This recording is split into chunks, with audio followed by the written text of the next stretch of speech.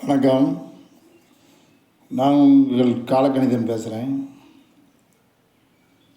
நேயர்களே, இன்றைக்கி ஒரு அருமையான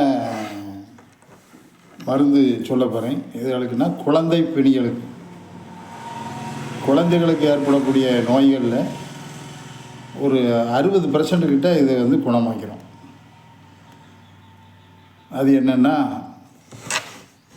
மயில் இறகாதி சூர்ணம் அல்லது பற்பம்னு சொல்லிக்கலாம்.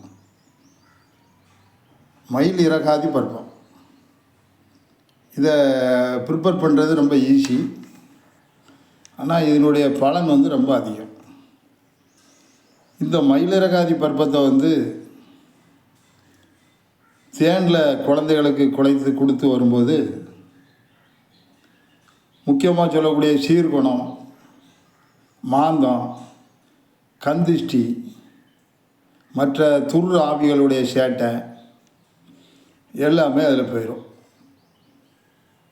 அதுக்கடுத்தால சளி, இருமல், கக்குவான் இருமல், இந்த துர் ஆவிகளால் வரக்கூடிய காய்ச்சல் போன்றவைகளை குணப்படும். சரி, இதை எப்படி செய்யணும் அப்படின்னா, மயில் இறகை சிறு சிறு துண்டுகளாக வெட்ட வேண்டும். சிசர் வச்சு வெட்டலாம். சின்ன சின்ன துண்டுகளாக வெட்டி அதை மண் சட்டியில் போட்டு வறுக்க வேண்டும். மிதமான தீயில் வறுக்க வேண்டும். மிதமான தீயில் வறுத்து கருகி வரக்கூடிய சமயம் இறக்கி வச்சுட்டு அதை பவுட்ரு பண்ணணும். அதை பவுட்ரு பண்ணி அது எவ்வளவு அளவு இருக்கோ, அது 10 கிராம் இருக்குன்னா 2 கிராம் திப்பிலி, 10 கிராம் இருக்குன்னா 2 கிராம் திப்பிலி அல்லது மிளகு, இதையும் மிளகையோ அல்லது திப்பிலி இதையுமே மண் சட்டியில் போட்டு வறுத்து இரண்டையும் ஒன்றாக கலந்து தேனில் கொடுத்து வரும்போது நான் முதலில் சொன்ன நோய்கள் அவ்வளவும் குணமாகும். குழந்தை நல்லா ஹெல்த்தியாகவும் இருப்பாங்க. பெரிய ஆட்களும் சாப்பிட்லாம்.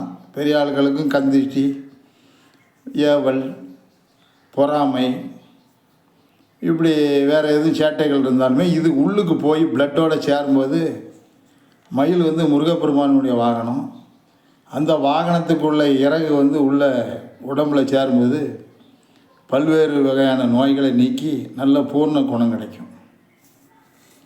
முடிந்தால் எல்லோரும் செய்து பாருங்கள். செய்வது எளிதுதான், நினைத்தால் எளிது. செய்து பார்த்து பலனடைங்கள். இதோடு இந்த பதிவை முடிவு செய்து கொள்கிறேன்.